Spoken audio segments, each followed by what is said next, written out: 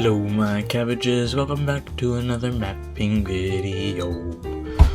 I need to update some of this, but, yeah, I'm a bit sick. I don't know how much you can hear it. I'm not that sick, but only a bit sick right now, but yeah. I didn't really explain how this thing worked. It's basically, the Holy Mexican Empire, Holy Mexican Empire. So it's an electorate, totally remember, still never heard of that.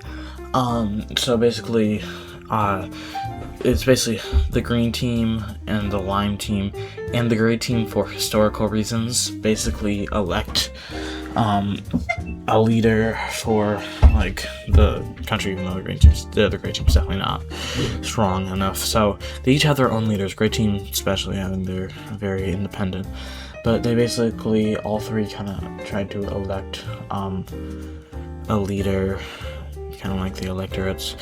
And so basically the orange team, or the Holy Mexican Empire, which is still not an empire, well, the brown team over here decides, you know what, I would like some electorate power, so they join in on the clause that they will be considered an electorate.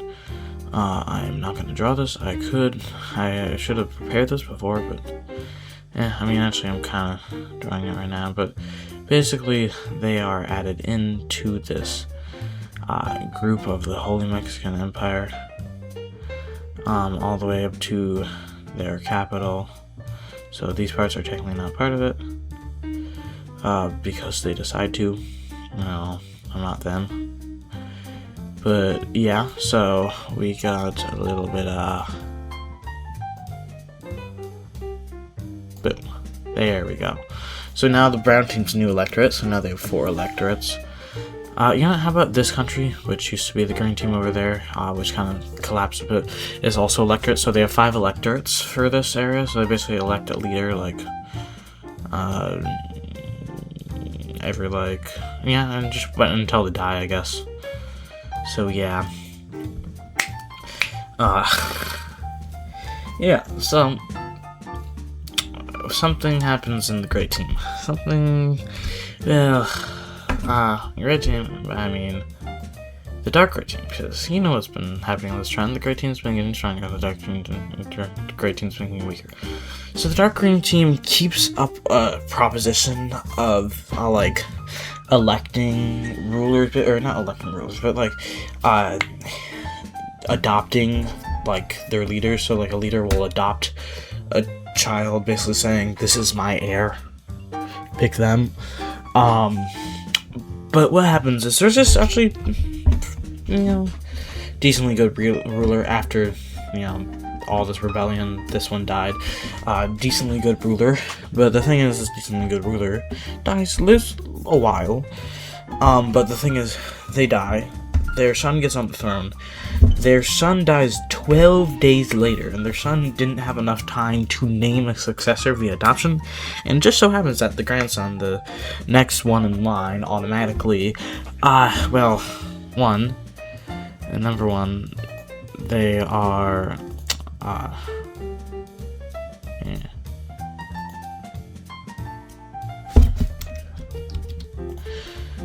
Oh, wait, no.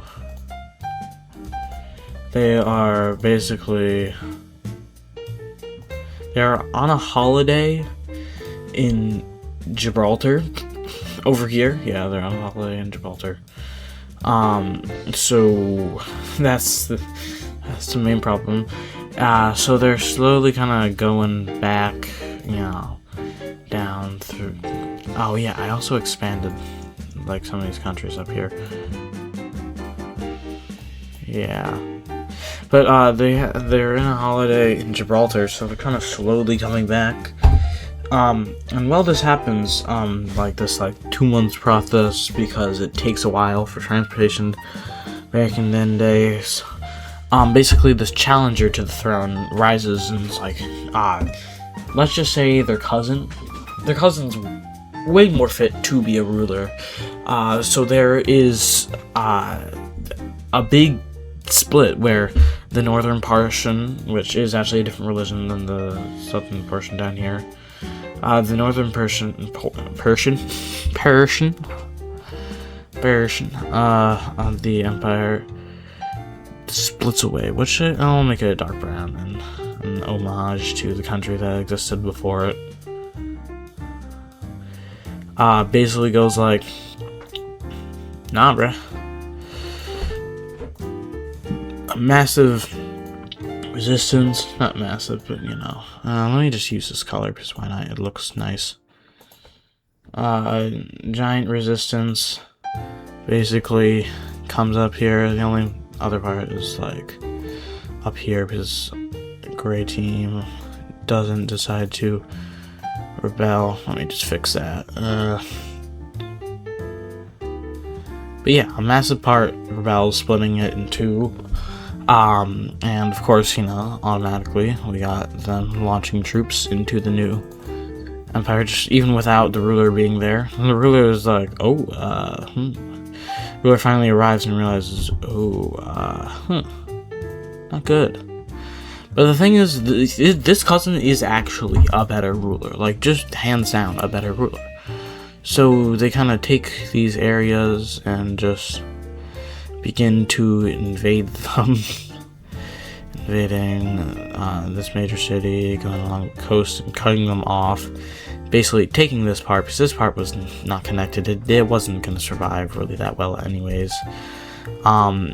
So, yeah. And they automatically kind of like, yeah.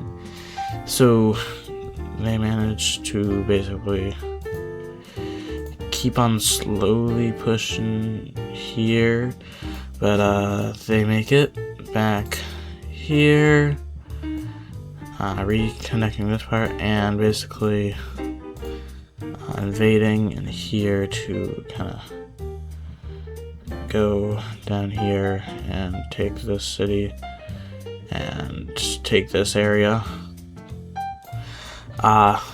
They keep going in here, just kind of being like, well, we're actually doing pretty well here, marching in through. But what happens is, this was all planned. Yeah, they get cut off here, and, encircled. I mean, they have this sea access, but there's no major cities there, so there's no major ports to really land. And, that doesn't seem to be going well. So they finally go like, okay, please, just let us live. So, they do. And, yeah, let's just say it's not really looking great for the dark gray team. So this new ruler is not really loved by the people, especially because, you know, first of all, they allowed this rebellion, and second of all, they're just not a good ruler. They're just really not a good ruler. And, yeah, it's been shrinking. Especially because that was, like, important territory. And, to make this worse, the light gray team ruler is doing really well. They're actually experiencing a little bit of a golden age. Yeah, they're not at their territorial peak. They used to be like, you know, bigger territory, but they're actually experiencing a bit of a golden age, and it's going well for them. They're, you know, like, they're actually feeling pretty good. And they decide to declare war on the gray blue team over here, basically saying, we want our access to the Atlantic back. And this goes pretty handily, and yeah, they are able to, you know, push into the Atlantic and get some of this territory back, and they're handling effectively. This new ruler has been like eliminating nepotism and just been hiring more capable generals. So yeah, their electorate policy actually worked because the ruler before had 5 sons, but instead of picking their son, they actually picked one of their nephews, which turned out to be a good idea because this was actually a very capable nephew. So yeah, and they take that area and be sealed, and they are actually experiencing a thriving golden age. Doing better than ever, really. So, yeah, it's just good for them. But, yeah, so one rises, another suffers. Fun. But we got the dark brown team and the olive team, and the lime team over here, all kind of feeling like a sense of like triumph over the green team, and they decide to start an alliance. Yeah. It's been a while since I've looked at alliances. We still have the Star Alliance, which kind of waxed and waned. Oh yeah, we have this thing still. Oh yeah, we have this thing still. I kind of forgot about that. But yeah, it's been going well, and they honestly, I feel like the Star Alliance would have dissolved by now because of only having 2 members, and kind of didn't go well last war. So bye bye Star Alliance, and hello,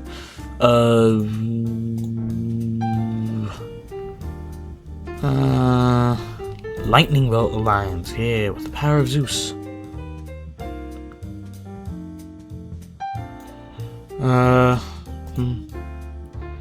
So yeah, they got this new Lightning Bolt Alliance between these 3 nations over each other, and they're all been doing well and shared common cause. So yeah, new Light Bolt Alliance. Good for them. I don't know what I'm saying. Friends. Yeah, so we got these kind of 3, superpowers, just kind of uniting, and yeah. Speaking of power changes, Purple Team continues to do well, and is feeling bold. So bold that they'll even invade the Grey Team.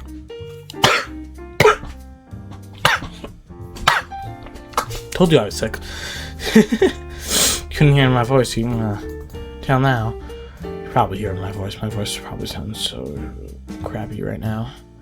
But yeah, they start to invade the Dark Grey Team. And actually, they gave them a warning, saying, "We're gonna invade you." Which is more than they thought. They kind of scoffed it off. Like, this new leader thought they're not really gonna be that bold.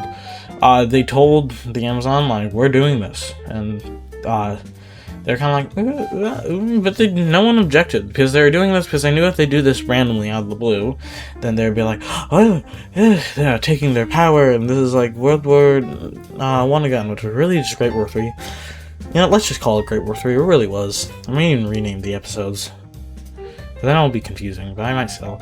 And they are doing really well.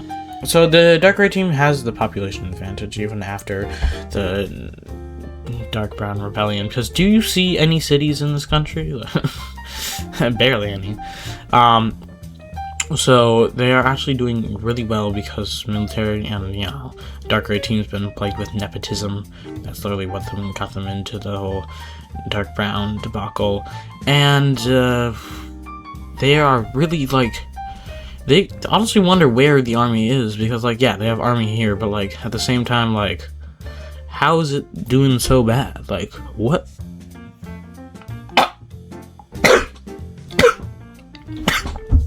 Maybe I shouldn't record when I'm sick. They cut them off here, and even the